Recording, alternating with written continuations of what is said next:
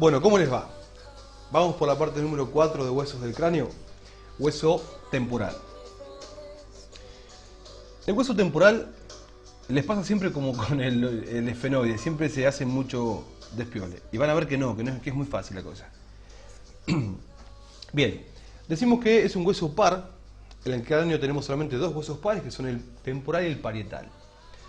Este hueso temporal va a articular hacia adelante con el malar, con la porción horizontal del malar, y forma lo que se llama arcada cigomática, que va a insertar a un músculo que es el músculo macetero.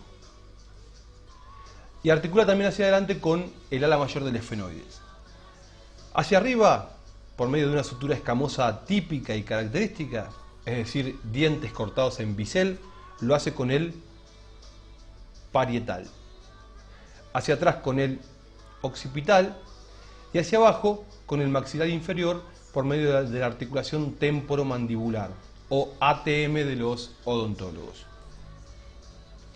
Este hueso va a derivar de tres puntos de osificación.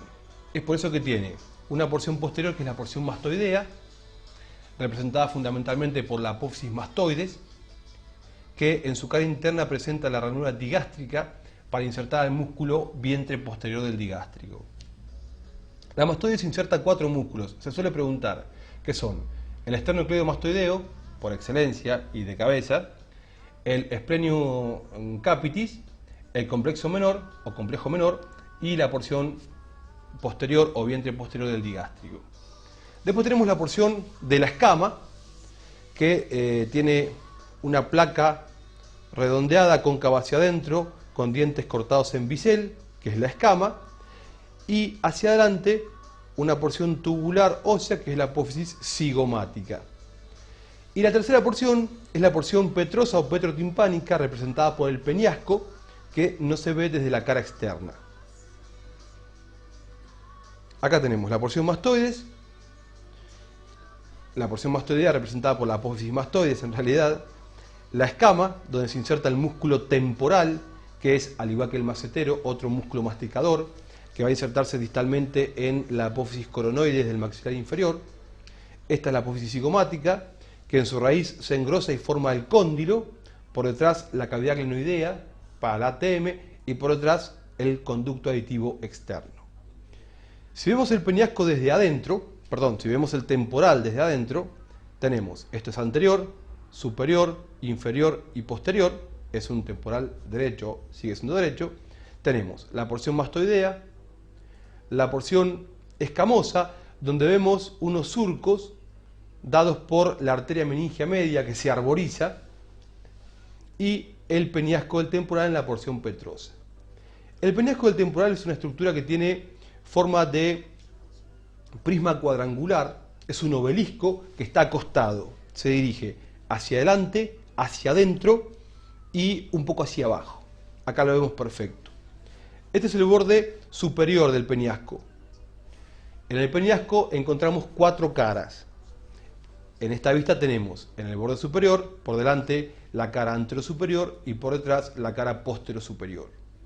En la cara anterosuperior vamos a describir cuatro accidentes o cuatro elementos anatómicos que merecen ser destacados, que son una eminencia ovoidea, como si fuese el mango de una pava, para que lo puedan entender, que es la eminencia arcuata, y corresponde a la saliencia que hace el conducto semicircular superior. Por delante y un poco por fuera tenemos una lámina cuadrilátera, que es el tegmen tímpani, y corresponde al techo de la caja del tímpano. Entre ambos tenemos los hiatos de falopios, por donde van a pasar los nervios petrosos. Y por último, vamos a ver en la parte del vértice del peñasco, en la cara anterosuperior, el cavum de Meckel, que es una saliencia donde la dura madre se refracta, hace una cunita donde se deposita el ganglio de Gasser, que pertenece al trigémino. En la cara posterior superior tenemos el orificio del conducto aditivo interno. Acá se ve la apófisis mastoides, pero no pertenece a la cara posterior superior, y el acueducto del vestíbulo, que sí pertenece a la cara posterior superior. Estas estructuras las vamos a entender después cuando veamos oído. Si lo miramos de abajo al temporal, sigue siendo derecho, esto es interno, externo, anterior, posterior, vemos la apófisis cigomática, que nace o presenta dos raíces, una raíz horizontal, que se engrosa y forma el cóndilo, y una raíz vertical. Acá les hice un esquema para que lo puedan entender mejor. La porción anterior o libre de la apófisis cigomática articula con el malar. El nacimiento lo hace por medio de dos raíces. Una raíz interna horizontal que se engrosa en una estructura ovoidea que es el cóndilo. Por detrás tenemos la cavidad glenoidea con una porción articular para el cóndilo del maxilar inferior y una porción no articular.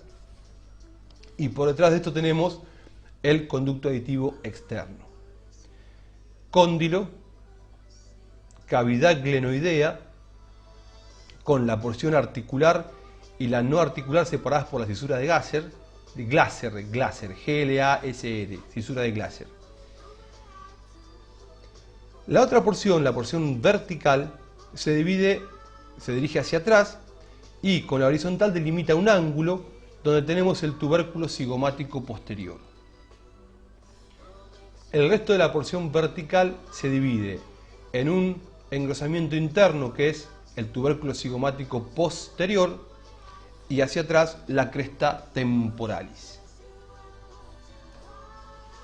Acá vemos la apófisis cigomática y luego sí tenemos el peñasco, visto desde abajo. Acá tenemos el borde inferior, o sea que esta es la cara postero-inferior y esta es la cara antero-inferior. En la cara postero-inferior vamos a encontrar de adelante a atrás y de afuera adentro el orificio del conducto carotidio. Acá ingresa la arteria carótida interna, pasa por dentro del peñasco, que es hueco, y sale por el vértice e inmediatamente encuentra al seno cavernoso. Por detrás tenemos la fosa yugular, donde el seno lateral se continúa con la vena yugular interna y después baja la vena. Esta es la apófisis estiloides y entre la estiloides y la mastoides el agujero estilomastoideo por donde pasa el nervio facial. Ahí está. ¿Sí? Estos cuatro elementos tenemos en la cara posterior-inferior. En la cara anterior-inferior, y ya para ir terminando con el temporal, tenemos la apófisis vaginal que enfunda a la apófisis estiloides y por delante y por fuera de esta la porción no articular de la cavidad glenoidea. Este es el temporal visto de afuera. Ampliamos la parte mastoidea y vemos que internamente tiene todas celdas, que son las celdas mastoideas, que después las vamos a ver cuando estudiemos oído. Este es el conducto carotidio. Esto es parte de la caja del tímpano. Ya lo vamos a ver después. Acá fíjense, la estiloides enfundada en la apófisis vaginal. La mastoides con la ranura epigástrica, donde se inserta el vientre posterior. Acá vemos el peñasco, dirigido hacia adelante, hacia adentro y un poco hacia abajo, que está separado, la que me faltaba, el teléfono, que está separado del ala mayor del efenoides por el medio del agujero rasgado anterior, por donde no pasa nada, y separado del occipital hacia atrás y hacia adentro por el agujero rasgado posterior, por donde sí pasa el 9, 10 y 11 par craneales y la vena yugular interna. Y sí, muchas gracias, grabé el video 5 veces y por el teléfono no lo voy a grabar una sexta. Éxito, gente.